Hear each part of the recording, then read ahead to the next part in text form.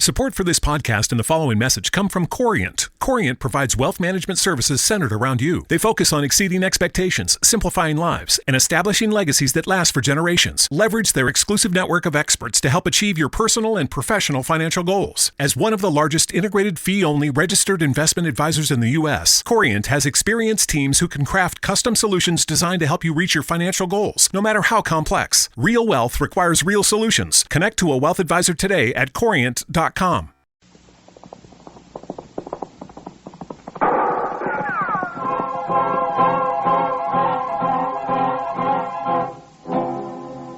Around Dodge City and in the territory on West, there's just one way to handle the killers and the spoilers, and that's with a U.S. Marshal and the smell of Gunsmoke.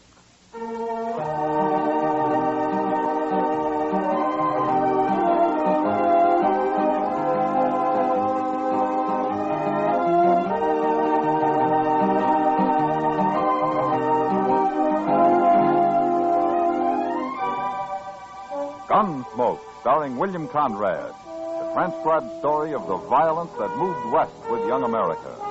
The story of a man who moved with it, Matt Dillon, United States Marshal.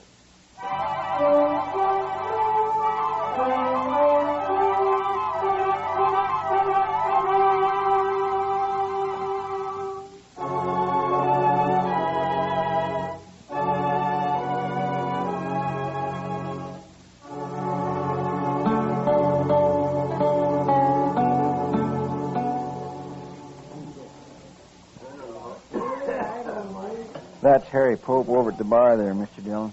A little short fellow. Ah. Where'd he tell you he's from, Chester? Boston. Or near there. He's a long way from home. Yes, sir. Well, it seems his wife died, and he wanted to move somewhere else. So he come out here about 4 months ago and built himself a little sod hut out on the prairie. Planted some corn, and now he's trying to raise a few hogs. That's all. And he's scared to death, huh? Yes, sir. That's what he told me. Well, if he's going to live out here, he's got to learn. Mr. Dillon, why don't you talk to him? Maybe you could explain it to him. I'll call him over, huh? From what he's told you, I don't think anybody could explain it. It's all in his head. Harry? Hey, Harry, come here. Hello, Chester. Oh, Harry.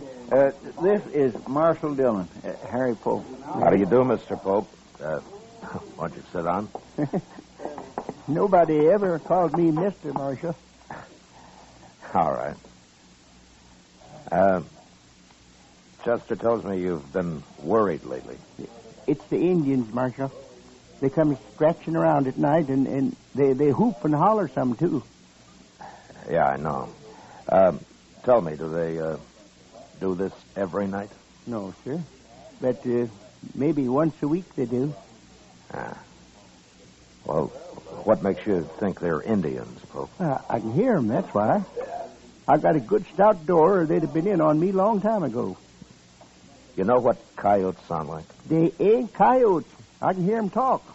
Oh? Well, what do they say? They just yell. I can't understand it.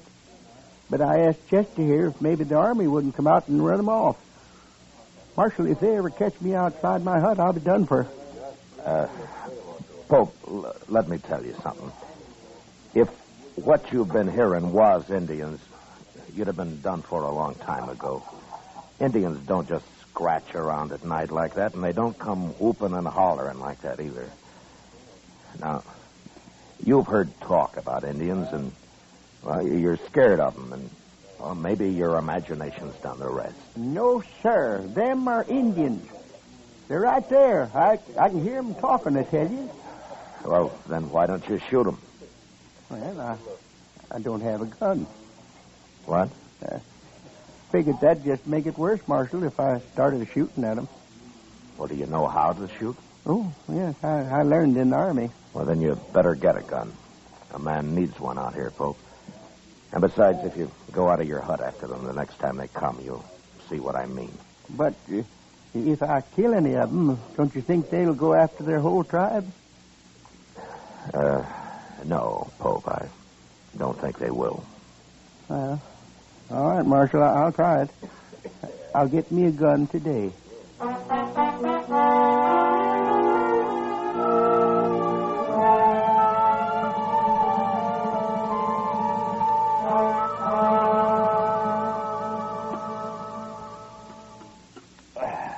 Oh, say, that was good. Yeah, I was hungry. Oh, and I nearly forgot, Matt. Chester said not to wait for him. He'd have supper later. Oh, what's he doing, Doc? He's talking Talking? to a girl, Matt, and a pretty girl. And he was doing all the talking when I left. She just stood there shaking her head. Smart girl. Oh, I don't know, Matt. Chester's young yet, and may not be real handsome, but at least he's not old and mean. Did you ever try to borrow $1 from him, Doc? Yeah, and I did, too. Of course, I had to pay him back $1 and a dime the next day. But it was easy. I didn't have to lift a finger. He came right up to my office after. Yeah, I know. He's got about 8 of my time. Well, he's smart, that's all. Marshal Dillon. Oh, hello, Honeyman. You know Doc Adams here, Ned Honeyman. Oh, how do you do? How do you do? Sit down. Yeah. Bad news, Marshal. Oh? You know that new feller, that Harry Pope? Yeah, I met him a couple of days ago. I'm going to meet him again, Marshal. What do you mean? He killed Joe Carter last night. What? Carter's worked for me a long time. One of the best friends I ever had. They buried him this morning. Well, where did this happen? Did they have a fight? Pope shot him in cold blood, that's all. Out near that hut of his. Blasted Easterner. I'm looking forward to seeing him hung. Were you there, Honeyman? No. Then how do you know Pope shot him? Well, Earl Brandt was there. He brought Joe's body back to the ranch. Brandt works for you, too, doesn't he? Yeah, not so long as Joe. Oh, tell me what happened. I did. Pope murdered Joe Carter. They was riding by that dirty little sodbuster's hut last night. He come out and he shot Joe and he killed him. Well, maybe it was a mistake, honey. Oh, you don't kill men by mistake, Marshal. Well, now you going to arrest him? I'll ride out first thing in the morning. He might run. No, he won't run. He wouldn't know how. Yeah, I guess that's right. Okay, Marshal.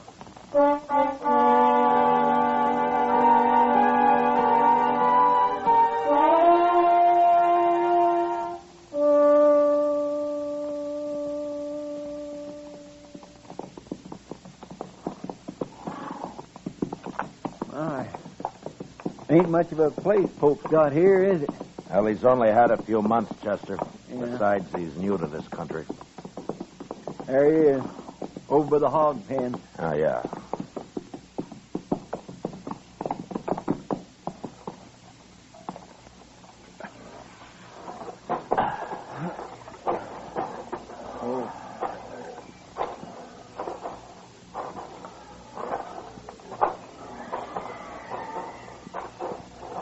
Hello, Marshal. Chester. Oh, Harry. Pope? Hey, Marshal. They was back again, all right. Night before last. Who was, Pope? Them Indians. But I came outside and shot at them, like you said, and they rode off. I just hope the whole tribe don't come out after me now. Pope, how many Indians were there? It's just 2. That's all I saw, anyway. You say you shot at them. Did you hit them? Well, I couldn't tell. It was too dark. I tried to, though. Well, tell me what happened, Pope. Well, sir, I heard him just like before. So I got my gun and I loaded it. Then I yelled at them. I don't know if they heard me, but they put a couple of shots into my hut there. Then I opened the door just a little bit, and I heard one of them riding off right over that way. I took a couple of shots at him, and then the other one started shooting at me from somewhere, so I ducked inside again and waited. But they didn't come back. At least not yet, they ain't. No. I sure hope you're right about them not bringing the whole tribe, Marshal. Pope, those weren't Indians. Oh, Marshal, why do you keep saying that? I know better. They were two men who worked for Ned Honeyman, and one of them, Joe Carter, you killed. What? Earl Brandt was the other man. He took Carter's body back to the Honeyman Ranch. He did? I'm afraid you made a bad mistake, Pope. Oh, but how do you know about this, Marshal? Ned Honeyman told me. He could be lying. Honeyman has his faults, but lying isn't one of them. Then you believe I killed that man? It looks that way. Well, I don't know what to say, Marshal. Pope, has there been any trouble between you and these men? Oh, no, sir. No, I hardly know them. They've ridden by a few times, that's all, but I wouldn't have shot at them if I'd known who they was. Except it couldn't have been them. They were shooting at my hut first. Well, it just don't make any sense at all. I think he's telling the truth, Mr. Dillon. You going to arrest me, Marshal? Well, the Indians that you've been hearing around your place don't exist, Pope. Indians just don't act that way. And, well, I believe you think you've been hearing them. Maybe it's getting worse with you. And so the other night you heard those men riding by and, well, you just started shooting. You think I'm crazy, don't you? I don't think you intentionally murdered Carter, if that's any help. Then you're not going to arrest me? No, I'm not. Maybe we ought to go talk to that fella, Brandt, huh? No, it's better if they come to us, Chester. And they will. He and Honeyman both. Okay. Now, don't get scared and try to run, Pope. You wouldn't get very far. I won't, Marshal.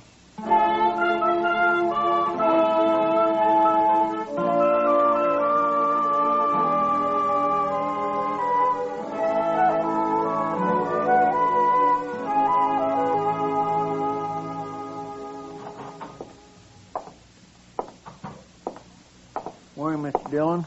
Morning, Chester. You were right. They're in town already. I saw them on the way here. Ah, good. I think Brandt knows something he hasn't told Honeyman, Chester. Maybe we can get it out of him. I hope so. I sure do feel sorry for that poor little fellow, Pope, even if he is crazy. I'm not so sure he's crazy. But anyway, we'll soon find out. Yes, sir. Here they are. Good morning, Marshal. Good morning, Chester. Ned? Morning, Mr. Honeyman. This here's Earl Brand I brought with me. Hi. How do, Earl. Mr. Brand? Marshal, I figured you'd want Brandt's report from the trial. Me and Carter was good friends. I aimed to see that Yankee sodbuster hung. All right, Brandt. Tell me about it. Nothing to it, Marshal. Me and Carter was riding past his place. He come out and started shooting at us. He killed Carter, and I took a couple of shots at him and drove him back inside that hut of his, and I packed Carter onto the ranch. Will you swear to that in court, Oh, Brandt? of course he will. Well, why shouldn't I, Marshal? That little murderer been telling you something else? Yeah? He thought he was shooting at Indians. What? Oh, that miserable Now, dog. you weren't there, Honeyman. How do you know what happened? Brandt told me what happened. Who else would have shot Carter? Brandt, why do you think Pope shot at you? I don't know, Marshal. He's crazy, I guess. Is that all? Well, that's enough, isn't it, Marshal? Look, he killed Joe Carter. Now, what difference it makes? The difference between murder and something else, Honeyman. Well, bring him in here and ask him. I'll beat the truth out of him if he lies. He isn't here. You what? I didn't arrest him. Well, why not, Marshal? He said he thought they were Indians, and I believe him. You mean you ain't going to arrest him at all? Not until I find out what this is all about. Well, I told you what it's all about. Come on, Honeyman, let's get out of here. Oh, wait a minute. Marshal, no man can kill a friend of mine and claim he thought he was shooting Indians.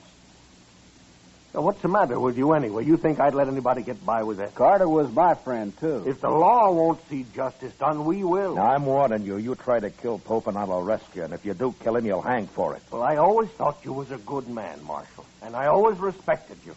But now I'm... shut up, Ned. Brant, why don't you tell the truth? Whatever it is, why don't you tell it? We're wasting time. All right. My guess is you and Carter have been hounding that man, making him think there have been Indians after him. Now, why? Were you trying to drive him out of the country? Why, Brant? Your talk gets crazier all the time, Marshal. I'm leaving, Honeyman. For the last time, Marshal, you going to do anything about Carter's murder? It wasn't murder, Honeyman. Don't you see that now? He's dead and Pope shot him. That's all I know. That's all I need to know. Come on, Brant.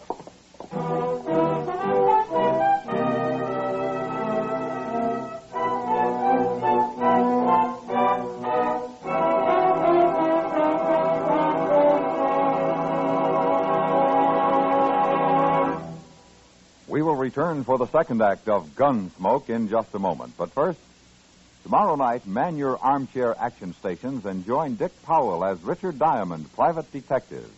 There's danger in Dick Diamond's fist, dynamite to blast him through sudden lethal moments in his investigations. When he starts closing in, his enemies fight deadly and dirty. But nothing stops Richard Diamond, private detective. Hear him again tomorrow night on most of these same CBS radio stations. Now the second act of Gunsmoke.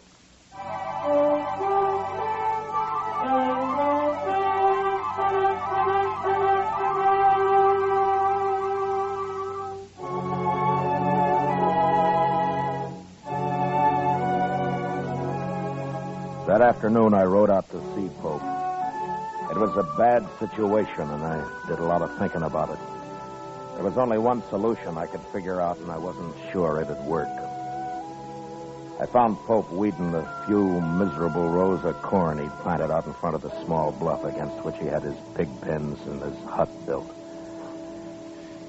I got down and walked over to him. Well, Marshal, have you changed your mind? No, I haven't. Good. Look, Pope, I don't know why they did it, but Carter and Brant were the Indians you thought you heard. They were trying to scare you for some reason. I know. What? Well, I've been thinking a lot about what you said, Marshal. And I figure you know what Indians are like and that you wasn't lying to me. So it must have been Carter and Brant. Well, have you thought of any reason why they were doing it? No, sir. None at all. Honeyman and Brant want you arrested, Pope. You going to do it? I have no reason to. But they're threatening to take it into their own hands. Can't you stop them? I can't arrest them for talk. Listen, Pope. Now, you won't like this, but it'd be better if you left here. Now, it isn't your fault, but you've got enemies now, and you'd be a whole lot safer somewhere else. No. No, I won't leave. Let them come. I'll fight it out with them. Well, it'll just mean more bloodshed. Well, like you said, Marshal, it ain't my fault. And the man's got a right to defend himself. Yes, I know. But you won't have any peace here. You'll start jumping at shadows. I won't leave, Marshal. Well, all right. But think it over anyway. I have. I'm sorry about this, Pope.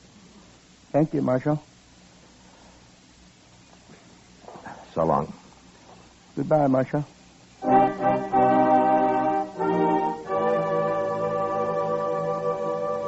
Pope went back to weeding his corn, and I rode off past his little hut and around the narrow bluff he'd built it against.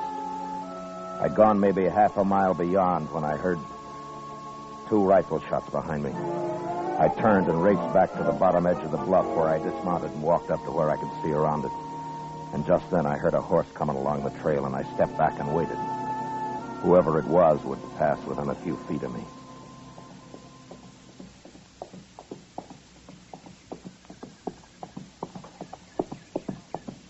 I got the drop on you, Brent. Don't shoot.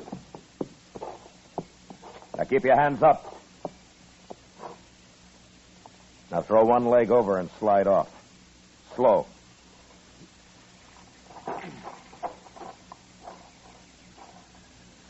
How long you been here, Marshal? Turn around.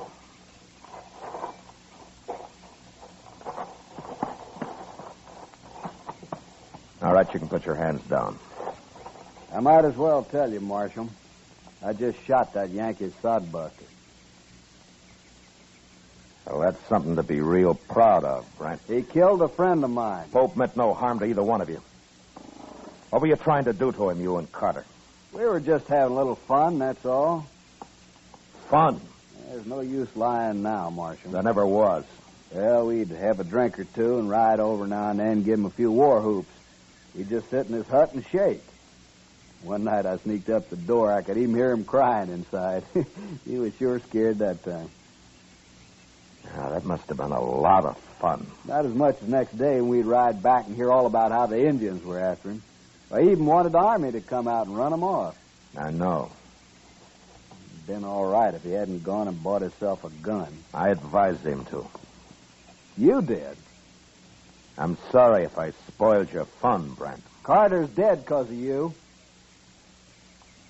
Does Honeyman know about this? I told him I was going to get Pope, is all. And he agreed? He just said he sure hoped somebody'd get him. All right, Brent, let's go bury him. I ain't going to bury him. Let him rot. You'll bury him. Or I'll bury both of you. Now, you take your choice. You mean that, Marshal? Get moving. Sure. It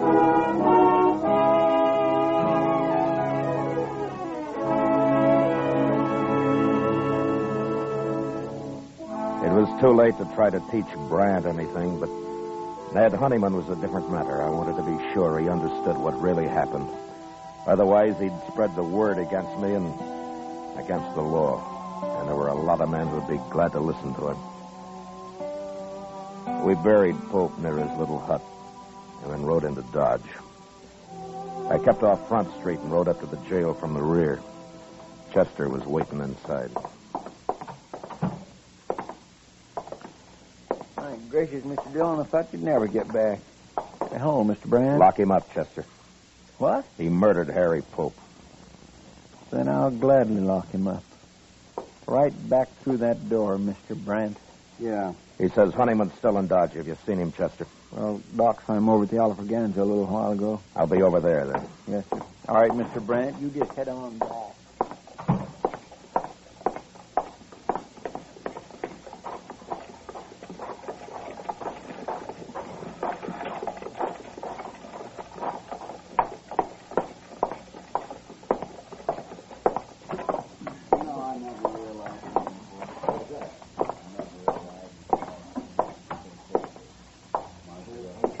Hello, Honeyman. What do you want, Marshal? I want to talk to you. I don't want to hear it. No, I don't think you do. What? I've been talking to Brant. He's told me the whole story. Where is he, anyway? He told me that he and Carter have been having fun, as they called it, with Pope, making him think they were Indians. Well, you told him that this morning. He admits it now. I don't believe it. And even if they had, is that reason enough to kill a man? Pope was acting in self-defense. He wouldn't have shot Carter otherwise. It was a mistake. But Carter brought it on himself. I don't believe it. Honeyman, do you want the law in this country or not? Well, maybe that depends on who's represented. It doesn't matter. The law's the same. Well, now the law says you can't kill a man and go free. Now, don't it?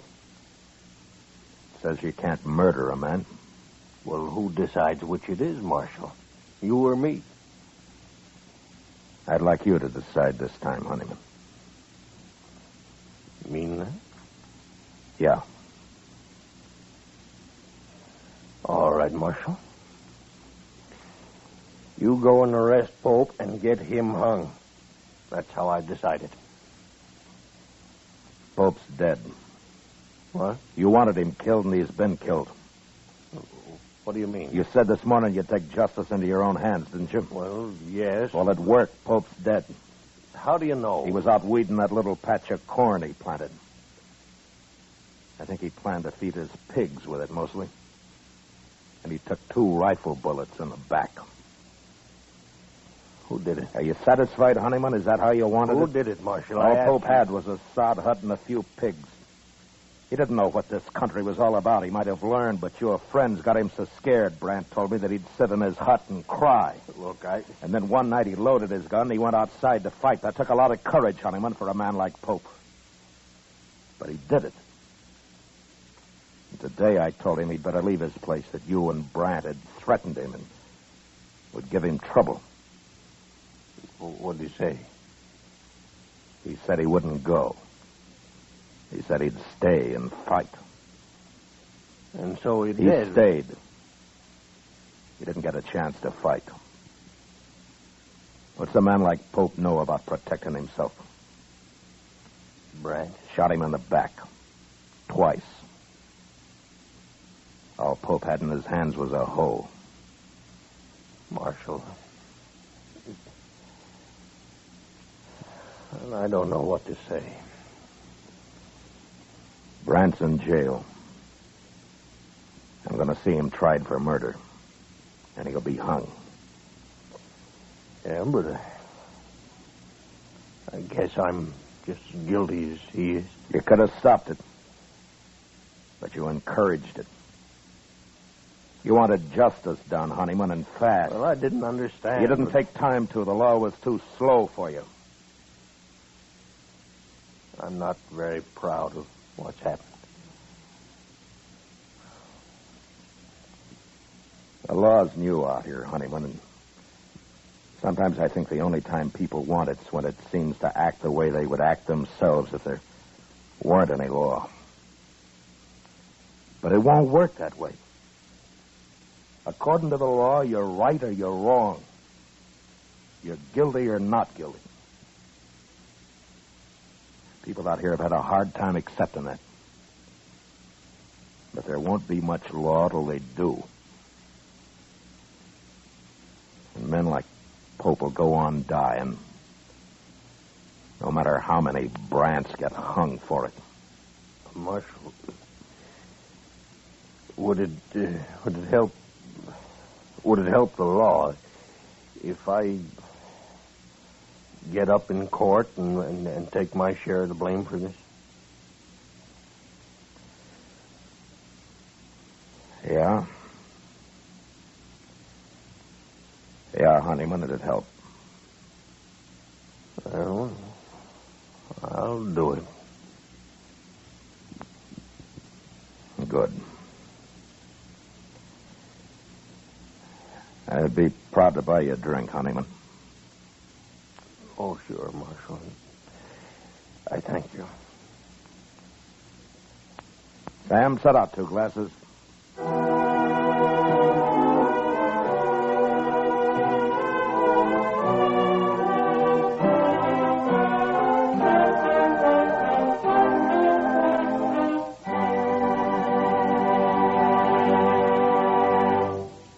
Gunsmoke, transcribed under the direction of Norman Macdonnell, stars William Conrad as Matt Dillon, U.S. Marshal. Tonight's story was specially written for Gunsmoke by John Meston, with music composed and conducted by Rex Corey. Featured in the cast were Lawrence Dobkin as Ned Honeyman, Ralph Moody as Harry Pope, and Harry Bartell as Brant. Parley Bear as Chester, and Howard McNear as Doc. Gunsmoke has been selected by the Armed Forces Radio Service to be heard by our troops overseas. Join us again next week as Matt Dillon, U.S. Marshal, fights to bring law and order out of the wild violence of the West in Gunsmoke. Moliere wrote a delightful comedy about a man who was not a doctor, but whose wife kept telling everybody he was a physician in spite of himself. Hear it this Monday night when most of these same stations present the Summer Theater with screen actor Robert Young in the starring role. And remember, for suspense all summer, hear Crime Classics Mondays on the CBS Radio Network.